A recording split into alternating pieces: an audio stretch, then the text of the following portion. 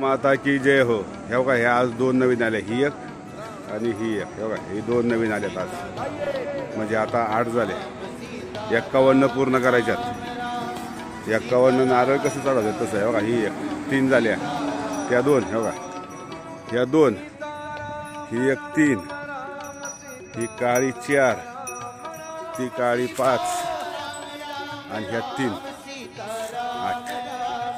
8 झाल्यात.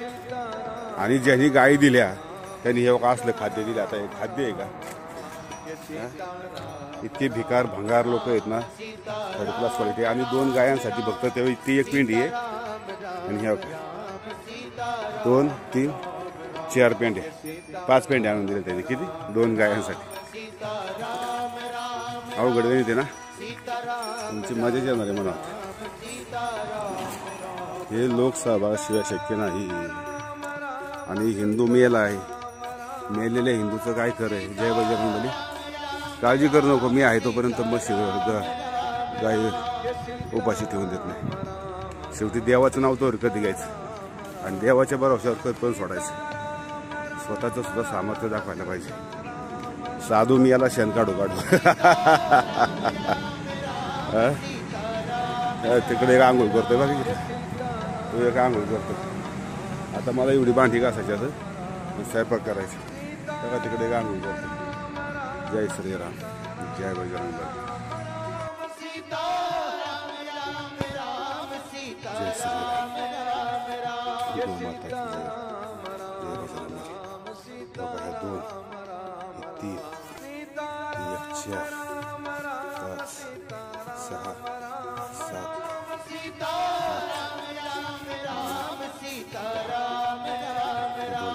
12 पेंड्या काढल्या तिथं. त्यातले ह्या बांधाला 4, इथं 2 6, इथं 2 8 आणि त्या तिकडं 4 काढल्या. आता तिकडं लांबपर्यंत तसं मोठं झाड दिसतं का तिकडं समोर, त्या झाडापर्यंत असं सगळं एवढी प्रत्येक बांधा. हा हे इकडं पण काढल्या 2. असं समोर ते झाड दिसतं ना मोठं, हे इकडं पण आणि इकडं पण असं बघा. 1 2 3 4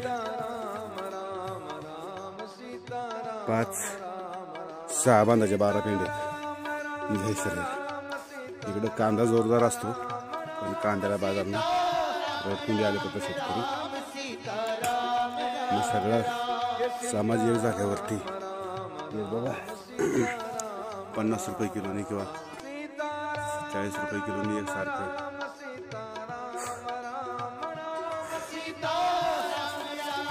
बाजारभाव देऊन खरेदी करायला पाहिजे असं माझं मत.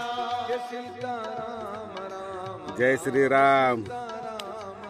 सर्व तमाम हिंदूंना जय श्रीराम, जय बजरंगबली. 12 खेळ काढल्या, मग आवड्या वेळात 100 पेंडी काढल्या असते. मला काय सांगत काय माहिती आहे का? या 12 पेंड्या काढायला या बांधाला आणि त्या बांधाला 12 पेंडी काढल्या. मी सोपं ते 12 मिनिटाचं काम, पण त्या म्हणतात ना 1.5-2 तास झालं. त्या बांधावर त्या बांधावर वेळ जातो. इकडे आजूबाजूला संपलं. उद्या पण असेल इकडे 2 तिकडे 2 असं करून निघतं 3 दिवस कसं काढायचं. चारा येणार इकडे, काय चाऱ्याचं गरज नाही.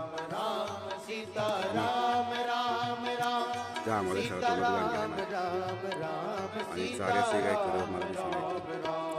गाई झाल्यात 6, पण 51 गाई करायचं सध्या नाही.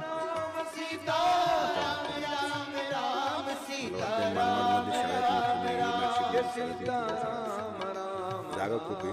जागा गावठाणाची मंदिराला दांदर मशीन लय चेंगटलं. परत चेंगट हे आहे ते आहे, पण पुण्या शहराकडची माणसं आता मरणाची चेंगट आहे. त्यांचं त्यांना धर्म कशाचं आलं हिंदू धर्म काय गौ माता काय 22-30 वर्ष लागते. 22-30 वर्ष म्हणजे माणसाच्या आयुष्याची किती वर्ष कामाची तिशी नंतर कामाला चालू करते 25 नंतर साठीत म्हातारा होऊन काय काम करायचं आणि आधीचे सगळे म्हातारे माता की सगळे म्हातारे करून नाही का सगळे म्हातारे कोतारे 70, 75, 65च्या पुढचे त्यांना सॅल्यूट पण मारता येईल असं का असंही करता येईल का हात असा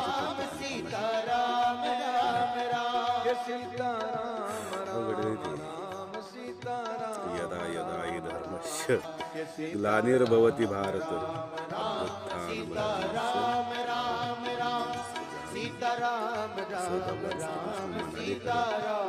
ज्या वेळी धर्माचा ऱ्हास होईल त्यावेळी मी जन्म घेतो मला ग्लानी येईल त्यावेळी मी जन्म घेतो कधी हिंदूंना कळलं नाही एवढ्या मोठ्या पण त्यांना सुद्धा कळलं नाही की धर्माचं काम काय एवढा मोठा वारकरीच आपल्याला महाराष्ट्रामध्ये आहे आणि दिंडीची वाट आहे 2-3 रूट आहेत नाही का दिंडीचे एकाही दिंडीच्या रूटला विसाव्याच्या ठिकाणी अन्नक्षेत्र लांबच राहिलं मी महिन्याची वारी करणारे आहेत वारकरी ना मी तसा प्रयत्न केला लोक सहभागाशिवाय काही पुण्यामध्ये फर्ग्युसन कॉलेजच्या पट्ट्यामध्ये महाराष्ट्र ते BMCC पुणे युनिव्हर्सिटी 65% मुलं कुपोषित आहेत फक्त आदिवासी भाग कुपोषित आहे ही चुकीची धारणा आहे आदिवासी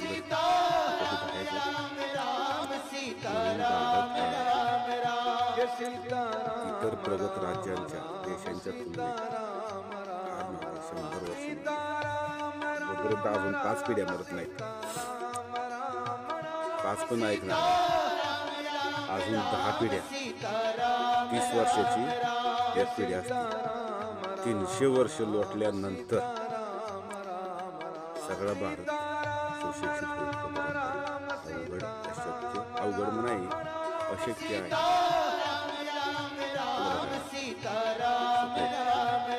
आता 2 दोरे आणलेले त्याच्यावरती वजन कसं बांधायचं तुम्हाला माहित असेल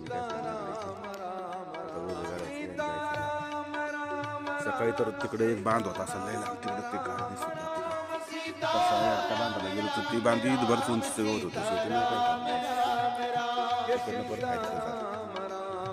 जय श्रीराम जय बजरंगबली जय जय रघुवीर समर्थ गौ माता की जय सब साधु संतों की जय अपने माता पिता की जय भगवान की जय ओम पार्वती पते हर हर महादेव ओम नमः पार्वती आता मी विसरलो देवाचं नाव कामातच राम आहे